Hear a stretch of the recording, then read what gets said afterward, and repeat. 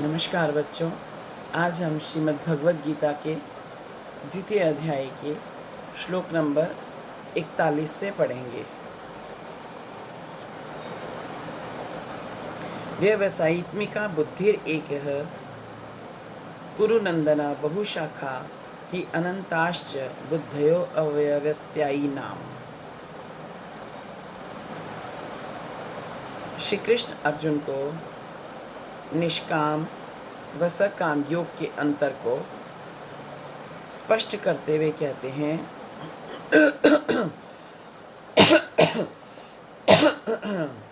कि हे कुरुनंदना,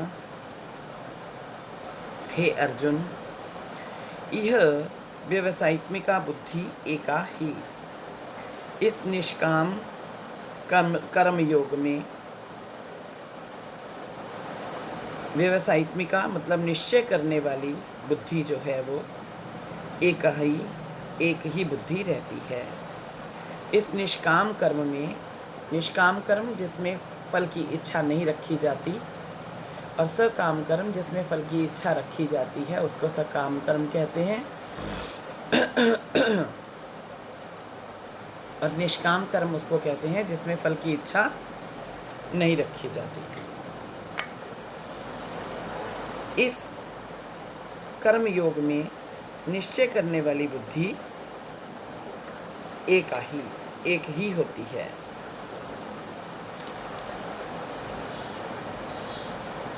और अव्यवसायी नाम सकामी जो फल की इच्छा करने वाले अज्ञानी पुरुष होते हैं, उन पुरुषों की बुद्धियाँ बहुशाखा अनेक भेदों वाली अर्थात बहुत अनंता अनेक होती हैं, बहुत सारी होती हैं। निश्चयात्मक बुद्धि जो होती है, इस निश्चयात्मक निष्काम कर्म योग में केवल एक ही बुद्धि रहती है कि हमें इस फल काम को करना है, फल मिले या ना मिले। लेकिन सकामी पुरुषों की, अव्यवसायी नाम सकामी अर्थात अज्ञानी पुरुषों की बुद्धियां अनेक होती हैं, अनंत होती हैं। जहाँ पर निष्काम भाव रहता है, किसी भी काम को करने के उसके प्रति फल के प्रति इच्छा नहीं होती है, वह बुद्धि एक ही प्रकार का निश्चय करती है। और जहाँ सकाम भाव रहता है वहाँ बुद्धि अनेक प्रकार के विकल्प करती रहती है। यही निष्काम व सकाम में अंतर होता है।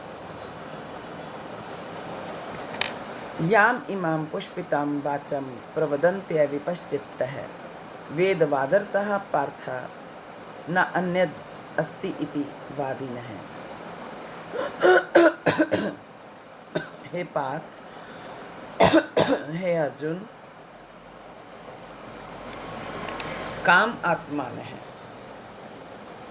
सकामी पुरुष इच्छाओं की पूर्ति करने वाला, इच्छा रखने वाला पुरुष, वेदवादरता वेदों के वचनों में लवलीन रहने वाले, स्वर्ग परा स्वर्ग को उत्तम मानने वाले, अन्यत न अस्ति इससे अच्छा और कुछ नहीं है, इति वादी ने ऐसा कहने वाले। अविपश्चित अविवेकी हैं।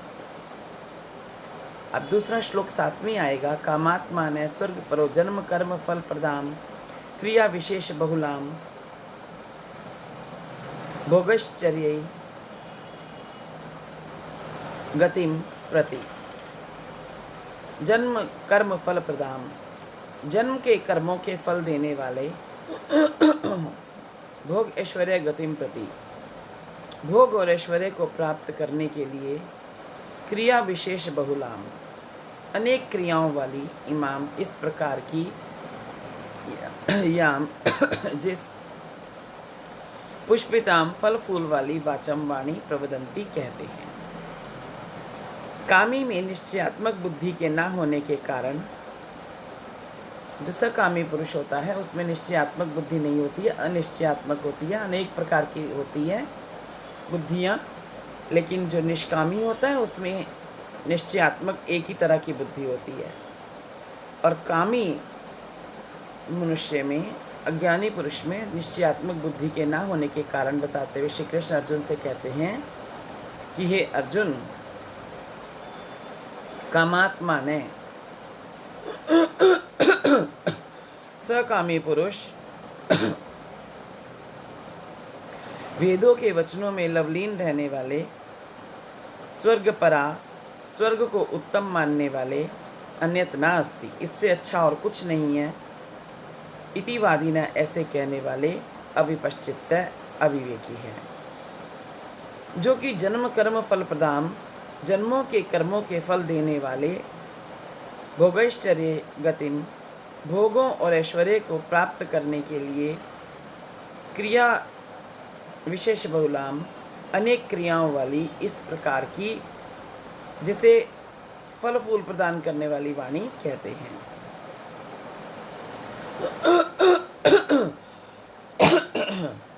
सकामी पुरुष यह मानते हैं कि वेदों के वचन प्रमाण हैं, क्योंकि वे स्वर्ग आदि फल देने वाले हैं। जो कर्म फल की प्राप्ति के लिए किए जाते हैं वे ही सर्वोत्तम हैं। वास्तव में वे अविवेकी पुरुष हैं। वे मानते हैं कि भोग और ऐश्वर्य को प्राप्त करने के लिए बहुत सी वैदिक क्रियाओं को करना चाहिए, उनसे उत्तम जन्म मिलता है, जिससे उत्तम फल की प्राप्ति होती है। वस्तुतः इस प्रकार की वाणी अच्छी दिखाई देती है, मूलतः अच्छी नहीं होती, क्योंकि किसी भी काम को करने के लिए हमें फल की इच्छा रहती है इसमें। अतः श्री कृष्ण सकाम कर्म को अस्वीकार करते हैं।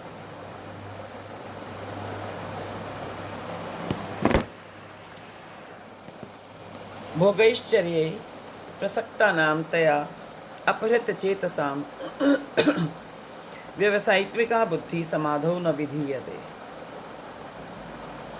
तया, उस वाणी से, अपहृत चेतसाम, जिनका चित्त हरण कर लिया गया है, भोग ऐश्वर्य प्रसक्ता नाम, भोग और ऐश्वर्य में लगे हुए व्यक्तियों के, समाधौ, अंतःकरण में, ध्यान में, व्यवसायित्विका बुद्धि, निश्चय करने वाली बुद्धि, न विधीयते, नहीं रहती है। श्री कृष्ण अर्जुन से कहते हैं कि सकामी पुरुष की बुद्धि स्थिर नहीं रहती, क्योंकि सकामी पुरुष की बुद्धियां अनेक होती हैं, पहले ही कह चुके हैं।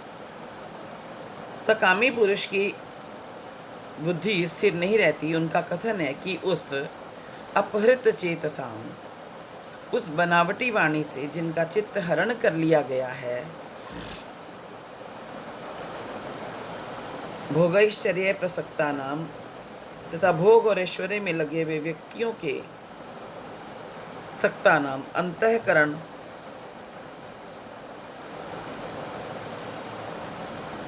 अर्थात ध्यान में निश्चय करने वाली बुद्धि, व्यवसायित्व का निश्चय करने वाली बुद्धि न विधीयते, नहीं रहती है।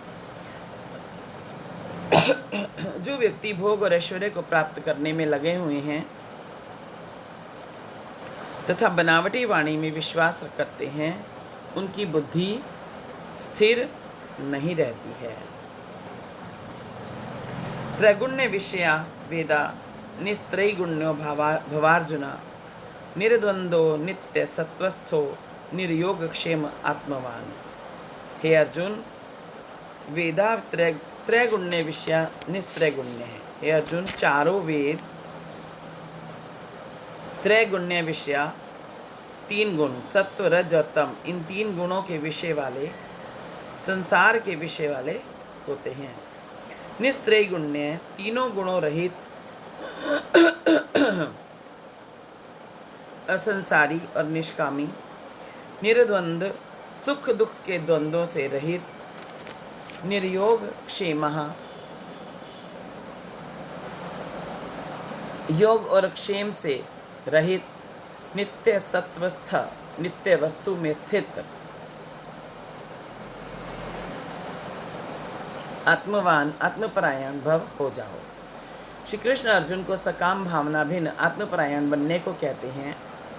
हे अर्जुन, चारों वेद सत्व रज तम, इन तीनों गुणों के विषय वाले, संसार के विषय वाले हैं, परंतु तुम इन तीनों गुणों से रहित नित्य वस्तु ब्रह्म में स्थित योग और क्षेम रहित आत्मपरायण हो जाओ।